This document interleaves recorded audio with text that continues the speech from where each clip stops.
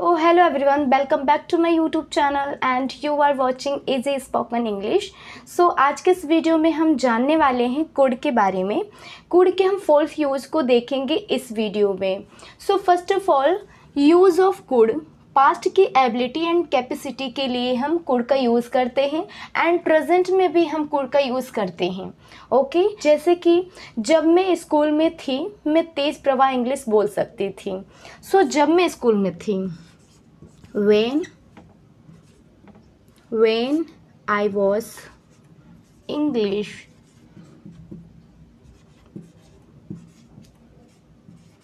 fluently. So guys, when I was at school I could speak English fluently. So यहाँ पर आप देख सकते हैं गाइस कि जब मैं स्कूल में थी या था तब मैं तेज़ प्रवाह इंग्लिश बोल सकती थी। सो यहाँ पर मेरी एबिलिटी बताई जा रही है, मेरी कैपेसिटी बताई जा रही है कि जब मैं स्कूल में थी तो मैं तेज़ प्रवाह इंग्लिश बोल सकती थी। सो यहाँ पर पास्ट की एबिलिटी के बारे में बात हो रही, कैपेसिटी के बारे में बात हो रही है, जो कि हम पास्ट में पहले 2 साल पहले मोना विदाउट ग्लासेस के वो न्यूज़पेपर पढ़ पाती थी। मीन्स अभी जो मोना का हाल है कि वो चश्मा लगाकर उसे न्यूज़पेपर पढ़ना पड़ता है, लेकिन 2 साल पहले वो सक्षम थी, उसके अंदर एबिलिटी थी, कैपेसिटी थी कि वो विदाउट ग्लासेस वो पढ़ पाती थी न्यूज़पेपर। सो यहाँ पर मीन्स ये होता है कि वो 2 साल पहले सक्षम थी। So Mona could read years ago. So यहाँ पर मोना की एबिलिटी बताई जा रही है, उसकी कैपेसिटी बताई जा रही है कि वो 2 साल पहले वो इतनी सक्षम थी कि वो न्यूज़पेपर हो या कोई भी रीड के लिए बुक हो वो विदाउट ग्लासेस वो पढ़ सकती थी। उसके अंदर वो एबिलिटी थी, उसके अंदर वो कैपेसिटी थी कि वो पढ़ सकती थी, लेकिन अभी उसे ग्लासेस लगाना पड़ता है न्यूज़पेपर पढ़ने के लिए या किसी भी बुक को पढ़ने के लिए। सो यहाँ पर मोना की एबिलिटी एंड कैपेसिटी बताया गया है कि फर्स्ट यूज़ था कि हम पास्ट की एबिलिटी के लिए एंड कैपेसिटी को बताने के लिए कुड का यूज़ होता है, एंड सेकंड है कि प्रेजेंट में भी हम कुड का यूज़ कर सकते हैं। I could run fast, I could fast, okay, I could run fast, you could run fast, we could run fast. So means ये है कि सब्जेक्ट चाहे जो भी हो सबके साथ हम कुड का मॉडल ऑक्सिलरी वर्ब का यूज़ करेंगे एंड वर्ब हमारा फर्स्ट फॉर्म ही होगा। सो सेकंड यूज़ हम कुड का करते हैं प्रेजेंट में भी बताने के लिए। Okay, we could,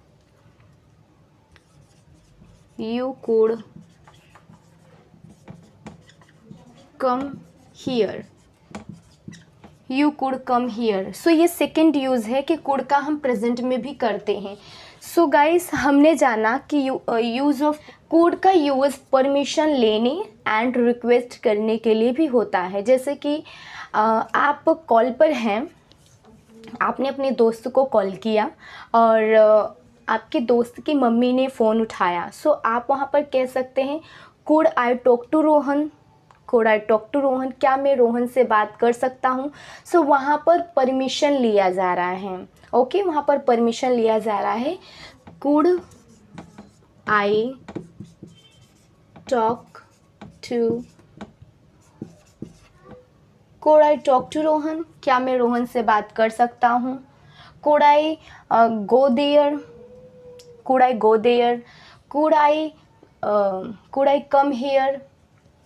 okay, so could का यूज़ हम परमिशन के लिए भी करते हैं एंड कुड का यूज़ रिक्वेस्ट के लिए भी होता है।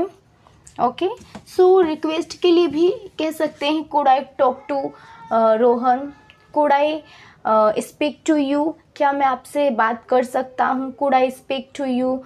Use of could be plus third form, किया जा सकता था। सो यहाँ पर जो कुड बी का यूज़ है किया जा सकता था वो पास्ट की पॉसिबिलिटी के लिए है, एंड इसे पास्ट की पॉसिबिलिटी के लिए ही यूज़ किया जाता है। आप इसे प्रेजेंट में यूज़ नहीं कर सकते हैं। सो पास्ट की पॉसिबिलिटी के लिए मीन्स आपको भेजा जा सकता था, यू कुड बी सेंड, आपको भेजा जा सकता था। सो यहाँ पर देख सकते हैं कि पास्ट के एक हम ये तो पैसिव में हो जाता है, लेकिन अभी हम सिर्फ कुड के यूज़ के बारे में जान रहे हैं। एंड ये पास्ट की पॉसिबिलिटी के लिए बता रहा है कि आपको भेजा जा सकता था। ओके, मीन्स अभी कोई संभावना नहीं है, अभी कोई पॉसिबिलिटी नहीं है। मीन्स ये पास्ट का है, जो पास्ट के बारे में बताया जा रहा है कि आपको भेजा जा सकता था, हमें बताया जा सकता था। ओके, हमें बताया जा सकता था। We could, we told, we could be told, हमें बताया जा सकता था। आपको दिखाया जा सकता था, आपको दिखाया जा सकता था। You could be, मुझे बताया जा सकता था। I could be told, I could be told, मुझे बताया जा सकता था। सो ये पास्ट की एबिलिटी के ये पास्ट की पॉसिबिलिटी के लिए होता है, जो कि क्रिया पास्ट में की जा सकती थी। ओके, सो यहाँ पर मेन सब्जेक्ट किसी भी काम को करता नहीं है, बल्कि सब्जेक्ट के बारे में ही होता है। सो ये एक पैसिव भी हो जाता है, बट यहाँ पर पॉसिबिलिटी होती है। सो पास्ट की पॉसिबिलिटी के लिए हम कुड बी का यूज़ करते हैं थर्ड फॉर्म के साथ। यहाँ पर जो भी फॉर्म लगी हुई हैं ये वर्ब की थर्ड फॉर्म है। हम जानेंगे use of could have third form. ये भी ओनली सिर्फ पास्ट के लिए ही यूज़ होता है, सकता था यूज़ होता है। आपने मुझे अपनी समस्या क्यों नहीं बताई, मैं आपकी मदद कर सकता था। सो यहाँ पर आप देख सकते हैं कि पास्ट में किसी भी क्रिया को या हेल्प को कर सकता था। So why didn't you,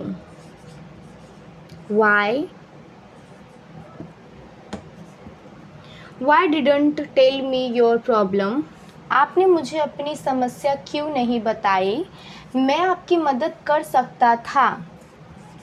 I could you, why didn't tell me your problems, I could have helped you। सो आपने मुझे अपनी समस्या क्यों नहीं बताई, मैं आपकी मदद कर सकता था। सो यहाँ पर पास्ट में मैं किसी क्रिया को कर सकता था। ओके गाइस, सो ये पास्ट को बताने के पास्ट में ही सकता था, सकती थी, सकते थे के लिए यूज़, हमारा इंतज़ार कर सकता था। सो वह हमारा इंतज़ार कर सकता था। He could have,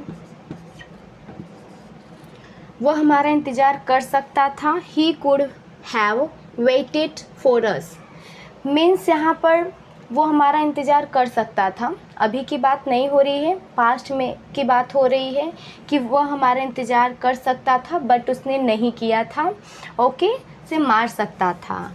I could have beaten him, I could beaten him।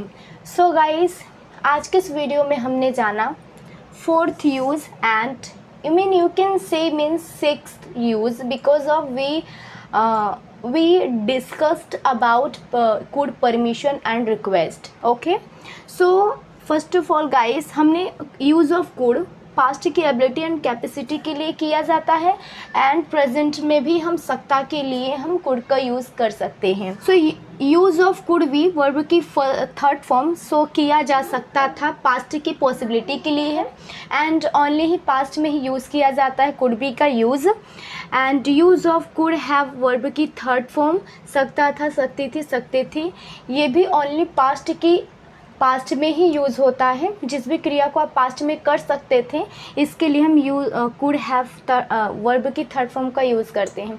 So guys, I hope आपको ये वीडियो अच्छी लगी हो, एंड आपने इस वीडियो में कुछ भी जाना हो, समझा हो, सो प्लीज़ इस वीडियो को लाइक करें, शेयर करें ज़्यादा से ज़्यादा, एंड मेरे चैनल को सब्सक्राइब करें, and please press the bell icon bottom so that my every video's notification can reach you first of all guys।